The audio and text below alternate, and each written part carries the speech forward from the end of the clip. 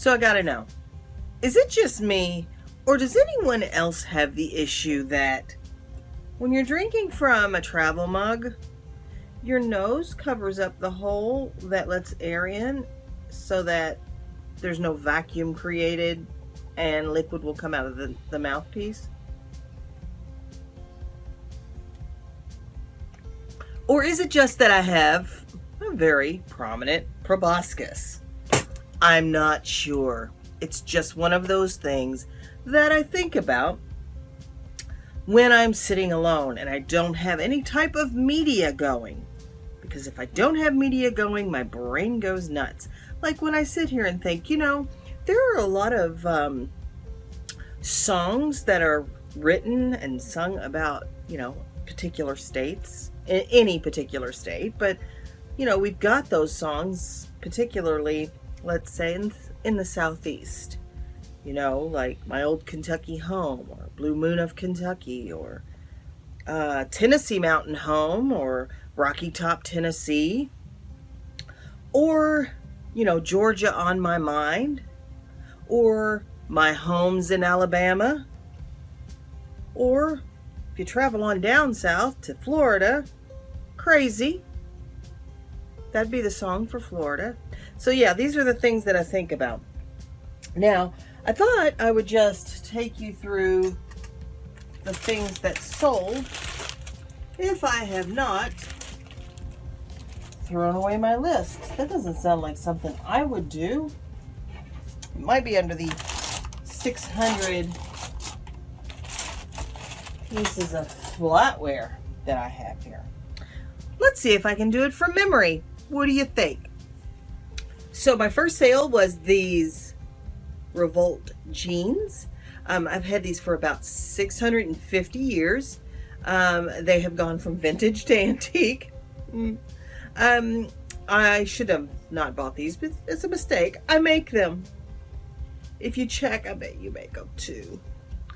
These, I sent out best offer of these. These sold for $10, $9, whatever it says right there, plus shipping. I sent out several offers yesterday. I sent out this $15 offer on a Hunter baseball glove ceiling fan, just the motor. I knew that it was going to be a tough sell because it's heavy and it's big and the shipping would be expensive. So finally, I just sent an offer of $15. I have sold the other parts to it. So, I've gotten my money out of it. But this sold for $15. This Mixmaster mixer base from Sunbeam, I parted out. I've sold the top part of it. And this base, I sent out an offer of $11 plus shipping, and that was accepted. Let's see, what else? What else did I sell? What else did I sell? Oh, this Thomas Kincaid monthly calendar plate that go with the perpetual calendar. This is the month of September. This sold for $22.99 plus shipping. Looking because my items that have shipped are over here. Oh, this Barbie furniture. Remember I talked last week about parting out this Barbie house that I had had for a long time that wouldn't sell. I sold the table and chairs. I sent out an offer yesterday of $13. And that was accepted this morning and they paid. So that's going out. And then on my other store, I got an offer for this set of 3 pieces of banjo music. I think they're going to Alabama, but anyway, I'm just kidding. I love Alabama. So that's I took a best offer of $12 for that. That I bought in a huge lot of sheet music that I've made money over and over and over on. And I think I paid like $15 for the boxes of sheet music. So those are my sales overnight. Most of those came in like the evening hours or overnight. I think I only had really 1 or 2 sales yesterday when, during the day. So anyway, those are the sales that I've had overnight. I am working on Flatware, and you know, for the patterns that I don't know, I have to research those, and I do use a couple of tools to research those. There's no real perfect way, because if you don't know the name of a pattern, how do you find the pattern? So this is an Oneida pattern that I'm looking for now. It's frosted or satin right here. It's glossy there. And what I will do is go into replacements.com and look in their flatware. I'll look in Oneida patterns. I may put that it's frosted. I may choose that finish, and so it will narrow it down. It has narrowed down this pattern to something like, let's see how many patterns. Well, let me just tell you, there are 13 pages of results for this. There are 24 results on each page. So I will scroll through those. Yes, it's tedious, but I've got this much flatware of that pattern. Finding the pattern name will let me know, will let me do eBay and WorthPoint searches and Terapeak searches that will let me know what this flatware sells for. Does it sell better as a set? Does it sell better if I part out just forks, just spoons, and that sort of thing? So it's worth it in the long run to do that. Sometimes if I can't find the results on replacements.com, I will go just to Google and do a Google search and look through images. I'll just pull up the images and scroll through those. Sometimes I will just pick out the best keywords that I can find and look at eBay. I would call this one Oneida stainless frosted with lines. See the lines? And I would see if I could find this particular pattern. This is not, it's kind of a tedious process, but it's one that I don't mind. I kind of enjoy it. I will, yes, it will take me a while to do this because it's serious. How much flatware is right here. I've gone through, stop judging my table. I know it's a mess. Have gone through and sorted all of the patterns out, and then I have one pile of flatware that is like just random pieces that don't go with any set, and I have a box of flatware that I will throw those in that will be sold as a bulk lot as soon as I think it's in a medium flat rate box. When that box gets full, I will put that up for sale, and I will sell it somewhere between $25 and $50. And that will be going to like crafters and jewelry makers and that kind of thing. So that's what I do with like leftover pieces that I can't sell individually. So anyway, that's kind of what I'm going to do this morning. I do have to go and go to the post office, drop this stuff off, take Holly somewhere because that is my life. And I will come back and list some flatware. Again, my least favorite part of flatware is taking the pictures, because if you've got a 50-piece set, you've got to lay out in each individual set or piece. That can get tedious, but it'll go pretty fast once you get them laid out. So anyway, enough rambling. I will come back and in a bit, and we'll see, I don't know, what I've done, what I'm listing. If something has sold, we'll talk about it. I do need to work through the crap that's here. So we'll be doing that. All right. I will check back in with you later. Stick around, and I don't know, let's see what happens. I don't plan this crap. It just happened. So I wanted to come back and talk about this particular flatware that I was talking about in the first segment. I did find this pattern. Actually, it was on the first or second page of results. Let's see, what was it? Yeah, it was on the second page of results, which is, whew, I'm lucky. This is called Oneida Risotto, and So I have looked at what I have here and some of the solds, and this actually sells for a pretty good amount.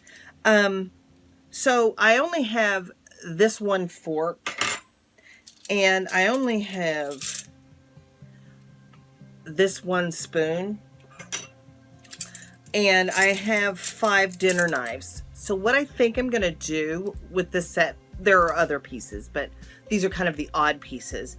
I think I'm gonna sell this as a place setting, even though there could potentially be a fork and a spoon missing. You know, usually they have 5 pieces, but I'm gonna sell that. I'm gonna list that for $9.99.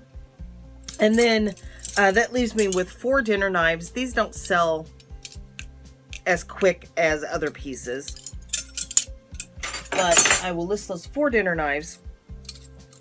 And then, I probably will sell. This is, I think, the salad or dessert fork. It's much smaller than the dinner fork. You see that in comparison? So I've got an odd one of those too. So I will sell these 4 pieces together. So that's now a 4-piece place setting. And then I have 4 of the dinner spoon, tablespoon, soup spoon. If you're listing flatware, you probably want to use all 3 of those keywords, because this can be called many different things. But it's that bigger spoon that's not as big as a serving spoon, you know, that you would scoop vegetables with, and it's not a teaspoon size. I would list this as a dinner spoon, an oval soup spoon, because some of the soup spoons are round, also a tablespoon. I would put those keywords in the title. Also, when you're selling flatware, you want to look for markings like this. This got dropped in a garbage disposal. Now, I don't know how this happens, because it's just not something that happens at my house, that a spoon gets in the garbage disposal, but I find it quite frequently. Does this happen to you? Like, I mean, maybe I'm not using my garbage disposal enough, and that's the problem. I don't know. But anyway, I will have to disclose this, and that will reduce some of the value here, but I still think I can get about $20 for these 4 spoons. Remember that all the flatware I bought on Monday, I paid less than $20 for everything. So that's kind of what I plan to do. Now, in my other video, I showed cleaning a copper pot with a barkeeper's friend, which is now my friend. And someone recommended using it on flatware, and that was me, because I have big feet. We won't talk about it. But this knife has some schmutz on it, and I am going to clean these using barkeeper's friend and get these nice and shiny, because, you know, if there's nothing I love more, it's doing dishes by hand. And actually, I do all my dishes by hand. But anyway, I just wanted to talk about that briefly. Just because I have not spoken much about flatware in the past, partially because I just wanted to keep it on the DL, you know, but you know, why not tell people? You're either going to find it or you're not. You'll be interested in it or you're not. You're already selling it or you're not. I don't care. There's room enough for everybody. So anyway, that is just kind of some tips that I can tell you on selling flatware. It's really about doing your research. And the cool thing, though, is after you've sold it for a while, you will start recognizing patterns, because you'll remember that you sold that, or I think I've listed this before. So, you know, it will start becoming more familiar to you. Yeah. So anyway, I'm going to go take my stuff to the post office, and I will be back later. Alrighty, at the end of the day, I didn't get much work done. I did find a few patterns of the flatware that I've been researching, and I decided that it's cold down here and I don't like it. I'm going to take my computer and my flatware upstairs, and while we're watching TV tonight, I'll research. a little, and then I will maybe draft some. I'll take pictures tomorrow. Had a few sales today, a few decent sales today, and I will share those with you tomorrow. So I've been talking in a Facebook group called eBay Masters, I think. I'm terrible with names, but I'll link it below. And we were talking about, a daily sales goal, and I don't really have one. I just sell what I sell. Probably I should shoot for one. So how do you like formulate your goals? Like, is it you're trying to list a certain number of listings a day? Are you trying to list a certain amount of, like dollar amount a day? Are you shooting for X amount of dollars a day in sales? Like, what is your formulation? Because I don't have one. I think the thing that I need is a financial goal. And what I mean is to be working towards something, like, buying a car or something like that. But I really don't need anything. So I don't know what I'm going to do to drive myself. And that's my issue. I don't have any reason to be so driven. But I'll continue to work on it. I do enjoy doing what I do. I also enjoy sitting on the couch and eating Pringles, but you can only do that so much. So maybe I need to reevaluate my priorities, and maybe set a few goals. So let me know how you set yours. Until then, just remember that the dream works when you do. So keep dreaming and keep working, and I'll see you guys the next time. Bye.